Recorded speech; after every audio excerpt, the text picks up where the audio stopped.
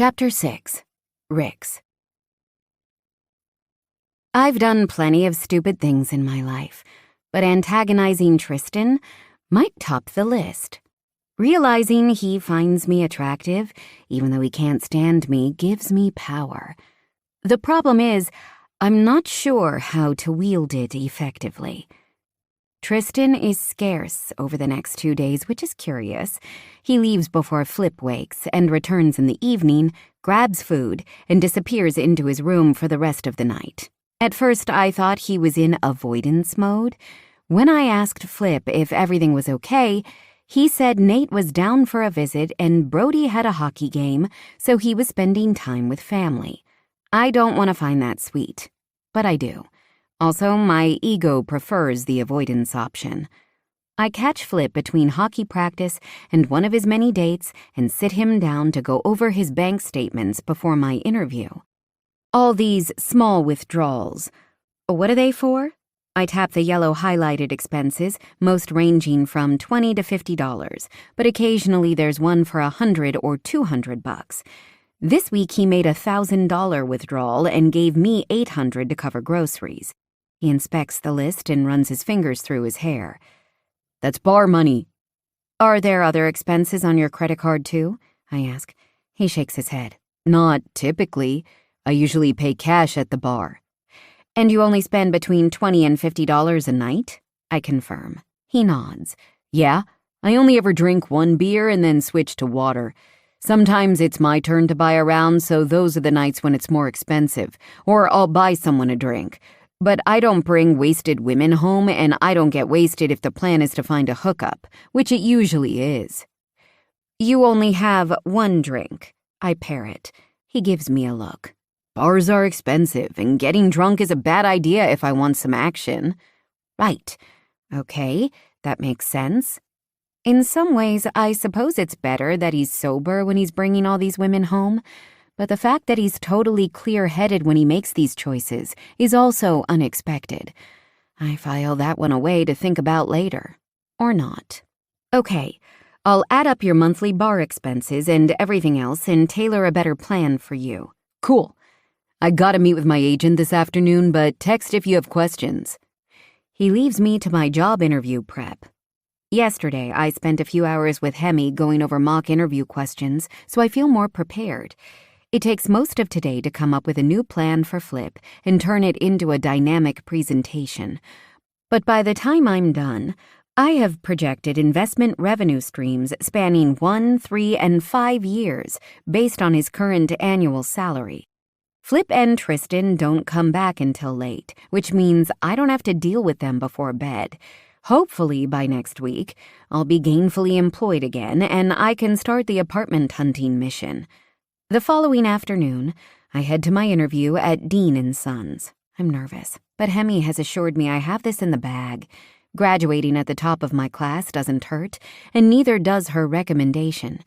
Then there's having a brother who plays pro hockey and lets me comb through his financial portfolio. All those negligible amounts he spends at the bar add up, but it's certainly within what he can afford. And he certainly ensures that by living with his best friend in a much cheaper condo than he could reasonably pay for each month. My goal for Flip is to maximize his current investments, so he doesn't have to continue to live in fear of all his earnings disappearing, and he'll know his lifestyle is secure even after he retires from hockey. Dean & Sons is in a gorgeous, modern building with a great team and friendly, dynamic staff. I'm one of several candidates for 2 positions, and I have another interview set up for a lower-level position with a different firm early next week, in case this doesn't go the way I hope. But they whisk me inside, and then it's all happening, and the interview goes incredibly smoothly. They love the financial plan revisions I made for my brother, the way I consider his travel schedule and condo fees versus property management expenses for a house with a yard. I provide a budget for each option, along with the pros and cons of each. By the end, we're all laughing about creative accounting techniques for professional athletes and what expenses need the most massaging. I text Hemi as soon as I leave the interview. She calls me a few seconds later. Where are you right now? Just leaving Dean and Sons, heading for the subway. I'm a block away. Want to meet for a drink? You can tell me about it in 3 dimensions? Are you sure you have time? I ask. Yep. I just finished making Dallas's life miserable, and I need to celebrate. There's a martini bar called the Dirty Olive on the corner of Church and Young. Meet us there in 10? Sure, sounds great. It isn't until after she ends the call that the us registers. 7 minutes later, I arrive at the Dirty Olive. It's swanky and not a place I would typically frequent because the drinks are pricey, but I just had an interview and it seems to have gone well. I can afford to splurge on one expensive cocktail. I'll trim my entertainment budget for the week and won't buy that tub of Moose Tracks ice cream. Totally worth the sacrifice. With Essie in Vancouver and the end of me and Rob, I've felt untethered. I miss the comfort of Essie's friendship and the security of a long-term boyfriend. I'd hoped Eugenia and Claude would be fun roommates, but that turned into a bag of shit real fast. So it's nice to have a potential new friend, even if she's connected to my brother's job. When I enter, Hemi is already seated at a high-top table with another woman. She has a chin-length bob, dark eyes framed with enviable thick lashes, and the physique of an athlete. Hey, Rix. Hemi stands and pulls me in for a hug. I hope you don't mind. I brought along a friend. The more the merrier, I reply. I'm not dying to get home and hang out with Flip and Tristan and their flavors of the night. Although so far only Flip is bringing home bedroom friends. Rix, this is Hammer. Hammer, this is Rix. Hemi motions between us. Rix is Madden's sister. Hammer is Hammerstein's daughter. Hey! I recall Tristan saying something about Hammerstein having a daughter my age the day of the Fight Fire with Fire mission. Hammerstein is the oldest member of the team, but he's not even 40, and Hammer looks like she might be fresh out of her teens. She's in a bar drinking, so she must be at least 19. I can't see Hemi bringing her here otherwise. Hammer's completing her university internship with me this semester, and we're having an absolute blast, aren't we? Hemi says with a smile. Hammer grins. Best internship already, and I started 2 days ago, and my actual name is Peggy, which is also my great-grandma's name. Rest in peace. She makes the sign of the cross, but the team calls me Hammer. Got it. My actual name is Beatrix, which is also a grandma's name. My parents liked to shorten our names, so I became Rix, and my brother became Flip, because I couldn't pronounce it when I was a kid. It took on a whole new meaning when he became a pro hockey player, though. Hammer makes a face. Oh yeah, he's got quite the reputation. He does. I agree. I'm also named after my grandmother, who thankfully is still around and full of sass, Hemi notes. But Wilhelmina is a ridiculously long name, and I drove a Hemi in high school. The nickname stuck. Why did you drive a Hemi? I ask. My mom's wanted a safe vehicle. They thought a truck with a powerful engine that also could drive over pretty much anything qualified. That's legit. I still don't own a car. Living in Toronto means relying on public transit. Hemi nods and switches gears. So, tell me about the interview. Did you show them all your fancy charts and wow their socks off? I think it went well. By the end, we were laughing and chatting. It was relaxed. I feel like they're a lot more my speed than my last job. Although I'm still not 100% sure accounting is the right field for me, I do love putting together weekly meal plans for my brother and Tristan. I'm not sure how I could spin that into a money-making career, though. It would require a lot more school. Who interviewed you? Mike and Laura? Hemi asks. Yeah, and Fergie. You made Fergie laugh? You're definitely getting the job. We need to celebrate your impending employment. The server comes over and I order a glass of water and a chocolate martini. Hammer's phone buzzes and she checks the screen, rolling her eyes. Hold on a second, it's my dad. She answers the call. Hey, I'm in the middle of a debriefing with Hemi. Can I call you back later? She purses her lips. You don't need to wait on me for dinner. I'll probably be another hour, maybe a bit more. We'll grab a bite. No, I don't need a ride. Dad, I've been living off campus for the past 3 years. I'm super well-versed in taking the subway. I'll be fine. Yes, I'll message when I'm on my way home. Oh my God, no, do not have Hollis pick me up. That's ridiculous. I'm fine. I need to go. I love you. She ends the call. Is everything okay? I ask. Maybe I pegged Roman wrong. He seemed pretty laid back when I met him. Yeah, just my dad being overbearing. He already had a toddler at my age, so he gets freaked out about where I am and who I'm with. I get it, but seriously, I have no plans to get knocked up anytime soon. I'm fully committed to my vibrator these days, which I can no longer keep on my bathroom vanity because my dad saw it the other day and nearly lost his goddamn mind. Why was he even in your bathroom? I ask. He was washing towels and figured he'd toss mine in too. My bat dick was lying on the sink. I thought he was going to have a heart attack. He turned so red. Bat dick? Hemi quirks a brow. They have vibes inspired by comic heroes. I might have a small collection. Anyway, I'm sure he'll get over it. But having my dad as my roommate when I've been living away from home for 3 years is an adjustment. Rix's roommates invited her to join their pirate role-playing sex party, which is how she ended up living with Madden and Styles.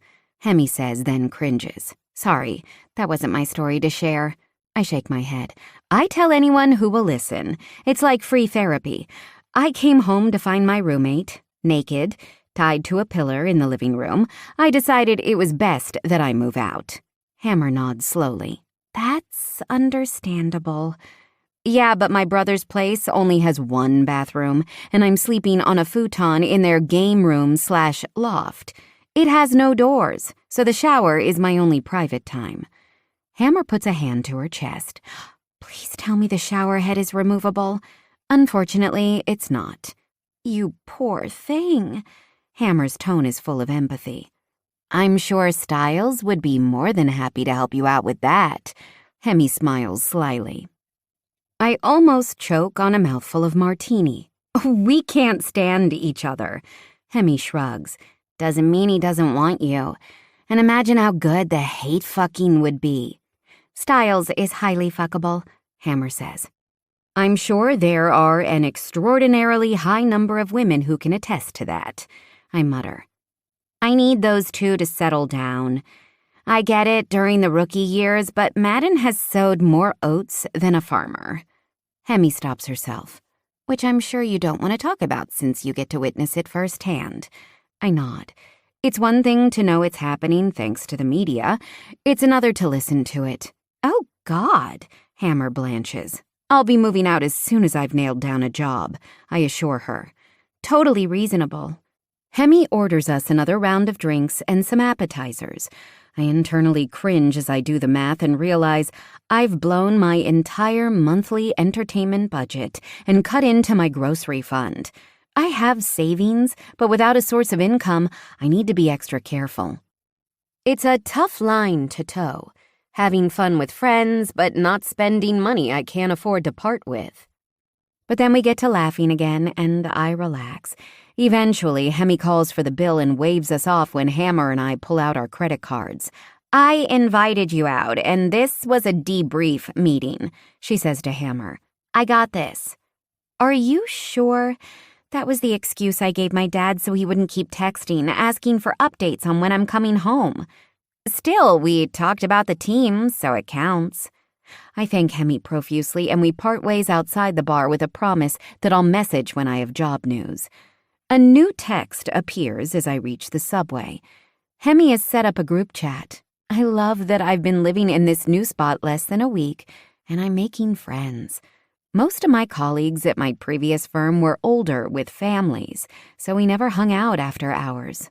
I'm riding the high of the interview and the buzz of 2 martinis as I head home, and I spend the entire train ride listening to a spicy romance audiobook, which probably isn't the best plan since I'm coming back to a doorless, wall-less room.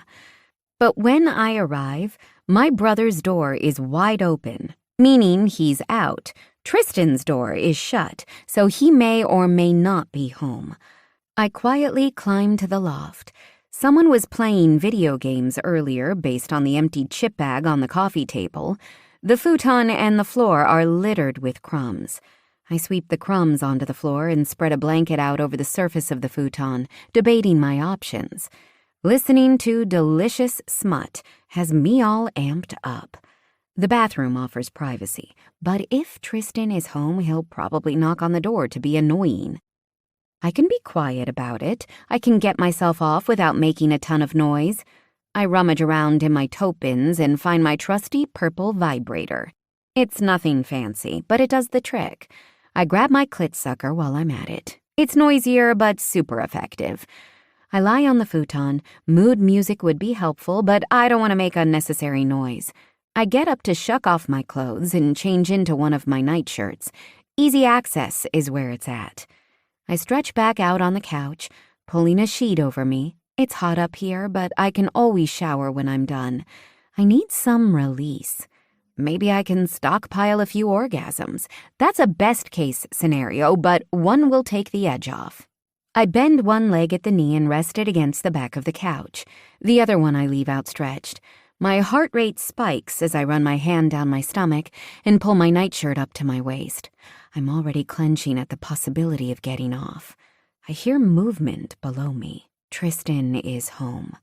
A thump and other low noises follow. Whatever, it's fine. I can do this. I drag my fingers through my folds and sigh as I brush my clit. Oh yeah, it shouldn't take long. I close my eyes, sliding a finger inside, withdrawing to drag the wetness over my clit and circle a few times.